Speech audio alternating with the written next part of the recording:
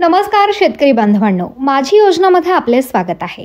आपल्या राज्यातील शेतकऱ्यांसाठी एक अत्यंत महत्त्वाची बातमी आहे। सध्या संपूर्ण वर्षभरासाठी ई पीक पाहणी सुरू आहे आणि याची अंतिम तारीख 31 जुलै आहे।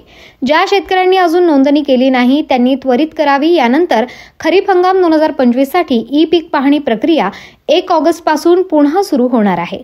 जर तुम्ही शेतकरी असाल तर ही माहिती तुमच्यासाठी खूप महत्त्वाची आहे, त्यामुळे हा व्हिडिओ शेवटपर्यंत नक्की पहा। खरीप हंगाम 2025 साठी ई पीक पाहणीची प्रक्रिया 1 ऑगस्ट 2025 पासून सुरू होणार आहे। काही दिवसांपूर्वी अशी माहिती मिळत होती की ही प्रक्रिया 15 जुलैपासून सुरू होईल, पण ई पीक पाहणीच्या हेल्पलाईनवर संपर्क साधल्यावर याची अधिकृत सुरुवात 1 ऑगस्ट पासून होणार असल्याची माहिती मिळाली आहे। त्यामुळे आता आपल्याला 1 ऑगस्टची तारीख लक्षात ठेवायची आहे। शेतकरी मित्रांनो, मागील वर्षी आपण बघितले असेल की धान बोनस आणि सोयाबीन कापूस अनुदानासारख्या अनेक शासकीय योजनांचा लाभ फक्त त्या शेतकऱ्यांना मिळाला ज्यांनी ई पीक पाहणी केली होती। ज्या शेतकऱ्यांनी ही नोंदणी केली नाही त्यांचे मोठे आर्थिक नुकसान झाले। यावरूनच ई पीक पाहणीचे महत्त्व आपल्या लक्षात येते।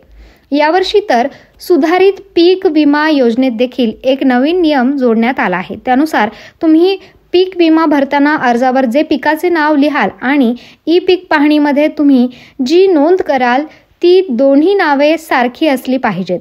जर दोन्हीमध्ये फरक असेल तर तुम्हाला तुमचा पीक विम्याचा अर्ज मंजूर होणार आहे। त्यामुळे यावर्षी ई पीक पाहणीचे महत्त्व आणखी वाढले आहे।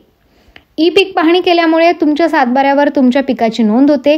ही नोंद अनेक शासकीय योजनांचा लाभ घेण्यासाठी आवश्यक असते। त्यामुळे प्रत्येक शेतकऱ्यांनी आपल्या पिकाची नोंद ई पीक पाहणीमध्ये नक्की करायला हवी। 1 ऑगस्ट पासून ई पीक पाहणी सुरू झाल्यावर शेतकऱ्यांना स्वतःच्या मोबाईल ॲपद्वारे पिकाची नोंद करण्यासाठी साधारणपणे 45 दिवसांचा कालावधी मिळेल। या दिलेल्या वेळेत तुम्हाला तुमची ई पीक पाहणी यशस्वीरित्या पूर्ण करायची आहे। सध्या तुमच्या मोबाईलमधील ई पीक पाहणी ॲप बंद आहे आणि त्यात तारीख संपल्याचा संदेश दिसत असेल, पण काळजी करू नका। 1 ऑगस्ट 2025 पासून ही प्रक्रिया पुन्हा सुरू होईल। त्यावेळी तुम्ही तुमच्या पिकांची नोंद करू शकता। 1 ऑगस्ट पासून ई पीक पाहणी सुरू झाल्यावर ती कशी करायची, काही अडचण आल्यास काय करायचे याची सविस्तर माहिती आम्ही तुम्हाला माझी योजना चॅनलच्या माध्यमातून नक्की देणार आहोत। त्यामुळे माझी योजनाला सबस्क्राइब करून ठेवा, जेणेकरून तुम्हाला वेळेवर अचूक माहिती मिळत राहील। सर्व शेतकरी बांधवांना सूचना आहे की या महत्त्वाच्या प्रक्रियेकडे अजिबात दुर्लक्ष करू नका। आपली ई पीक पाहणी वेळेत आणि अचूकपणे पूर्ण करा, जेणेकरून तुम्हाला शासकीय योजनांचा लाभ मिळण्यास कोणतीही अडचण येणार नाही। दिलेली माहिती आवडली असेल तर व्हिडिओला लाईक करायला विसरू नका। आपल्या जवळील शेतकरी मित्रांपर्यंत ही माहिती नक्की शेअर करा। असेच महत्त्वाचे अपडेट पाहण्यासाठी स्क्रीनवर दिसत असलेल्या व्हॉट्सअप आयकॉनवर क्लिक करून ग्रुपमध्ये देखील जॉईन व्हा। धन्यवाद।